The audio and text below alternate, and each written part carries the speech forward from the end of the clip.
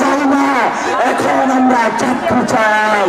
আমরা যে পাড়ার টেবিল থেকে উঠে এসেছিলাম সেই পাড়ার টেবিলে এখনো আমাদের ভাইরা বসে আছে।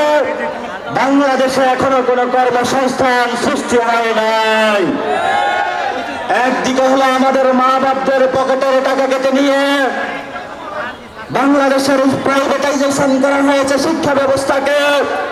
সরকারি শিক্ষা ব্যবস্থার কোনো উন্নয়ন করা হয় না।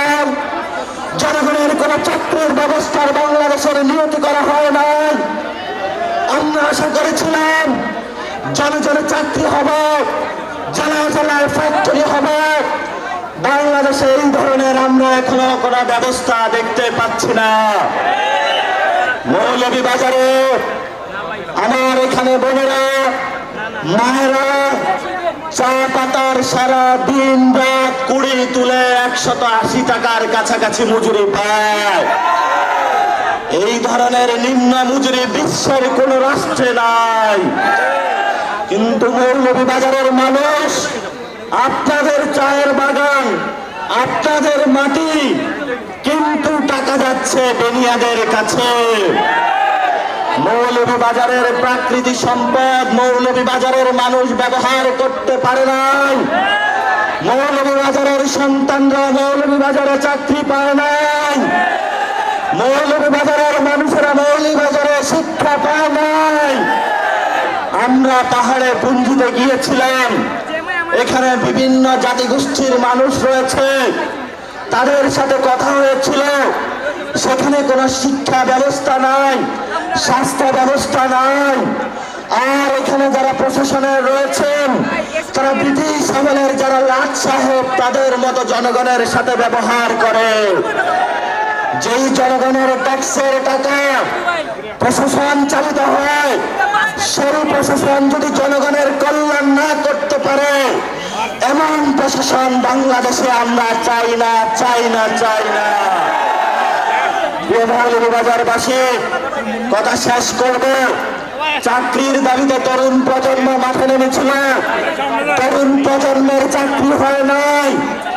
উপদেষ্টাদের বাড়ি হয়েছে, উপদেষ্টাদের সব কিছু হয়েছে, বড় বড় মাফিয়াদের সব কিছু হয়েছে, ব্যবসা বাণিজ্য দখল হয়েছে, কিন্তু আমার যারা ছাত্রদের বাংলাদেশে তাদের কোনো ব্যবস্থা হয় না।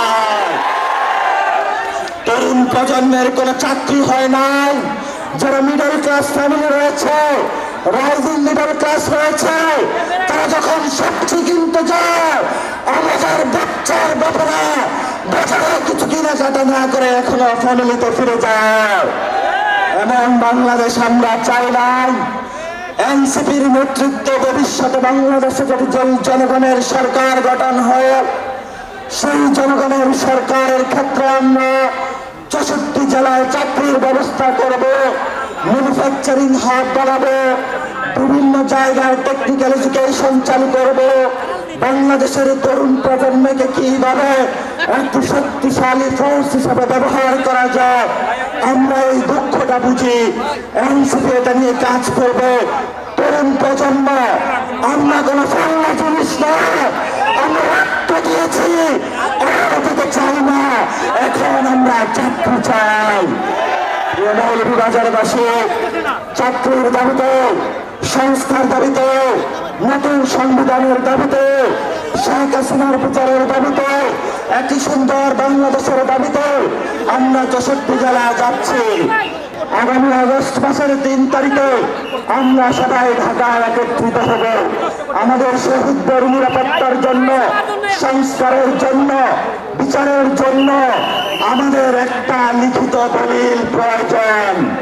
আমাদের জুলাই ঘোষণাপত্র প্রয়োজন। সরকার জনগণকে বলেছিল জুলাই ঘোষণাপত্র হবে, আমরা বিশ্বাস করেছিলাম। আবার যখন আমরা আন্দোলন করেছিলাম, আবার আমাদেরকে বলল 1 মাসে জুলাই ঘোষণাপত্র হবে।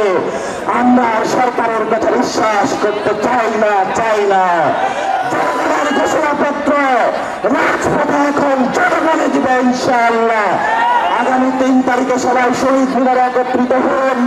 বাংলাদেশের লিখিত দলিল, আপনাদের মুক্তির দলিল আপনারা নিজেরাই তৈরি করুন। সেই আহ্বান জানিয়ে আমার বক্তব্য শেষ করছি। আসসালামু আলাইকুম।